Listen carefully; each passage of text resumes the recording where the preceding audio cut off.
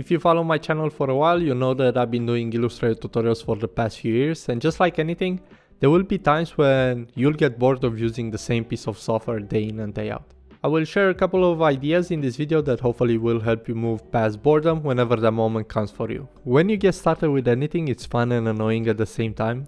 Fun because you imagine the types of illustrations you like to do using Illustrator, and frustrating because you realize after a couple of tutorials that it will actually take a lot of time to get there. So reality needs to catch up to your imagination. But like anything in life, if you're consistent and put in the time to work towards something, you'll end up getting better. That means that you'll spend a lot of time to get better, but it's only a matter of time until your level of interest kind of dies down. For me, this feeling came only about after 4 years after starting to work in Illustrator every day, and I still have it sometimes, but here are a few things that have helped me keep my interest alive. The first thing is something fairly obvious, which is to actually keep up with what other people are doing in the same piece of software or industry you're interested in.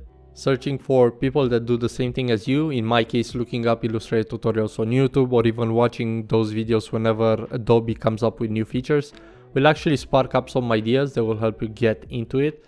Seeing what's possible and what other people are able to achieve will maybe be the spark that you need to open up Illustrator once again. For example, I like to search for design conferences on YouTube to listen to talks and like illustration posts on Instagram just to keep my passion alive. If that doesn't work, I recommend getting a bit more practical by doing studies of other illustrators. So this is actually what you're watching right now. It's a time lapse of turning a sketch that I did over the weekend into an illustration that's inspired by Juan Lee. I really like the use of textures, and this is something I never really do in my work. This kind of exercise will help you get into a mode of curiosity. So after this video, go on Behance, go to Dribbble and find 1 or 2 illustrations that got your attention. And just give yourself a few hours to figure out how these illustrators created those compositions. The point is that if you try to reverse engineer it, you'll probably end up with an element that will define your work moving forward. Like the way Juan Lee creates the eyes or how the textures are being used. Who knows what's going to end up in my style. Do enough of these exercises and you'll actually get to work on something that's a bit more new than what your brain is used to.